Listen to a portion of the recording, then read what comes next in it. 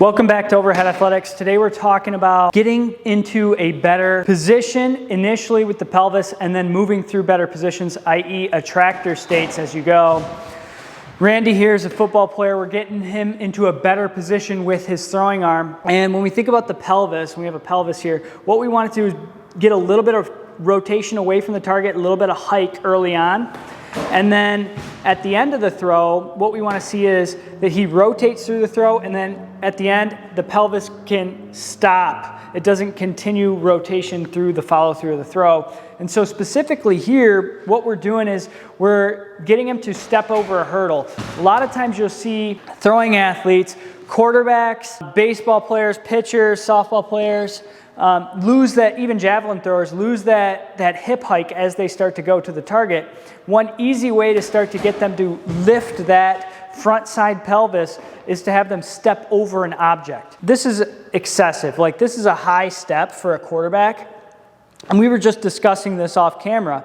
But the reason is because we're trying to get him to over-exaggerate that hip lift because he's had so much of a loss of that hip hike as he goes forward. What we're also doing, if you take notice of the arm, is we're working on getting his arm into a better position as opposed to being low. If he's too low early on, he's going to load his shoulder excessively. So we get him into a little better position, a little more elbow flexion there, and then he's got to get over that hurdle.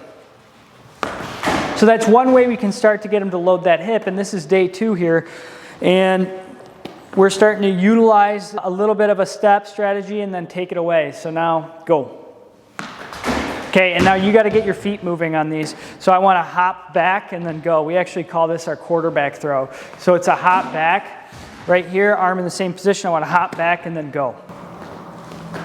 So we're getting him to influence a little loading into that leg. Be an athlete here. Get a little bit more loading, a little more jump. So really hop into that back leg. Good. A little more loading into that back leg here. Hop and go. Good.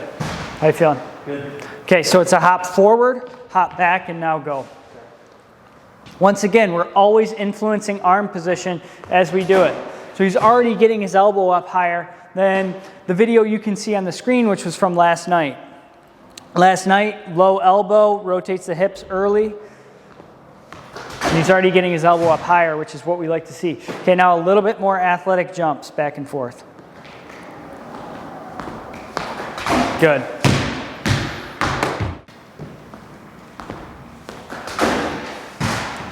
And he's got his beautiful wife, Caroline, to grab all his balls for him. She's traveled all the way out here just to shag footballs. Nice.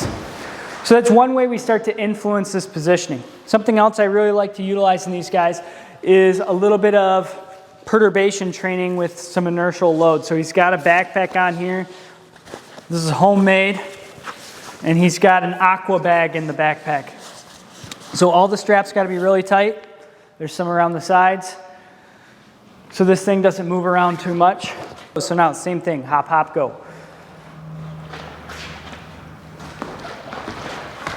Okay, so you're a little low there. So go back to that position where you know your arm's in a good spot.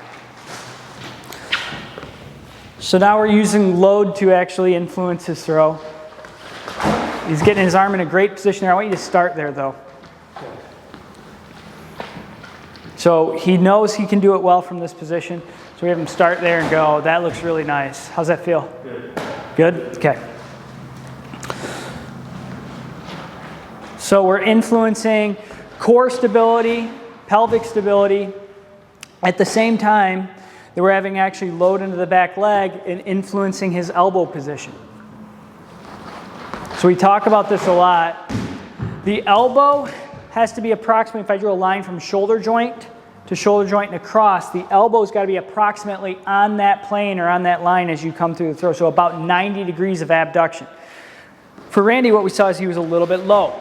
And if you're low, you end up loading the shoulder excessively, but you also potentially lose power. So we're influencing that elbow position at the same time that we're trying to get him to stop the pelvis hard at the end with the backpack. Good. Okay, and we did some stuff with the connection ball. Now you're going to go here. You got to drop that ball and go. Same thing, hop and go. Drop that ball.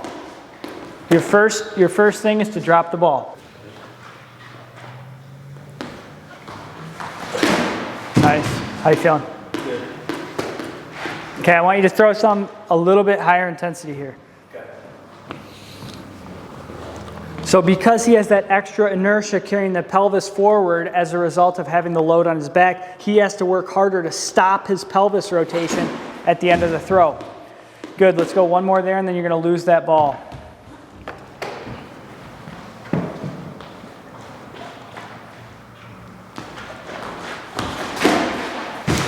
One thing we also took note of was how he had a horizontal deceleration path, which is something that you'll see some guys in the baseball sector really talk about. Randy Sullivan and other guys. Franz Bosch has talked about this same exact thing. And the idea here is if we see this kind of vertical stop where there's a big distraction load and the biceps working really hard, we have a lot of tensile loading on the labrum. And you'll see that at times in his throw where he wants to stop. Now that's often, we can talk about deceleration patterns, but that's often a product of having a low elbow that goes up and I want to stop that arm right there. So what we've done is we've said, all right, we get the arm up, we work on that attractor state, and then we start to influence it with something we use all the time in our baseball players, which is a throwing sock. And it forces him to decelerate his arm into internal rotation as he comes through, and we'll kind of show that one here in a second. Okay, quick. These got to be fast throws. Good. So you can see already his elbow is getting higher earlier in the throw, which is lending to him having a better arc of deceleration compared to, and we'll show it on the screen here once again, which is that initial video from the first day, and you can watch how he slows his arm down. Good. Let's hold right there. So we've got a 1-pound ball, Oates Specialties tap sock here. This is another good little invention here. I'm not exactly sure who came up with this. I know we've been using these things for about 4 years. I know the Texas Baseball Ranch, Florida Baseball Ranch has been using these for a while. I've seen some quarterbacks using them as of late. 1-pound ball in the sock. He's got to do the same throw this time. I want to hop on one leg and then go. Good, and so now he's forced to decelerate additional distraction load, additional load around his body, which makes him load in a better deceleration arc. We follow this up with just holds, where he's going to do some holds with the ball. Bring the ball in closer to your head. Good. Good, now I want you to come from here on a few.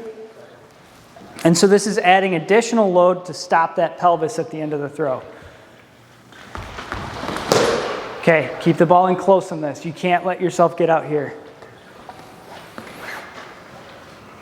Okay, start here and keep the ball in close to your head. Closer, closer.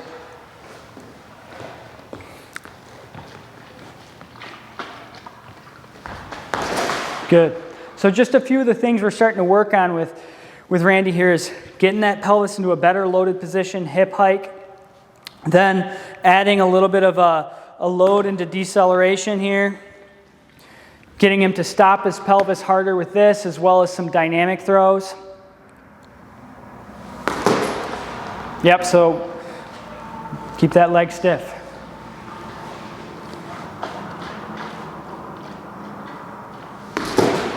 Good. Okay. If you liked the video, hit thumbs up, subscribe. We'll put another one up here with Randy in a little bit regarding some different flexibility and strength things. But we'd like to see you guys back at the channel. So subscribe, hit the bell for notifications, and we'll see you guys in the next video. Thanks for coming on.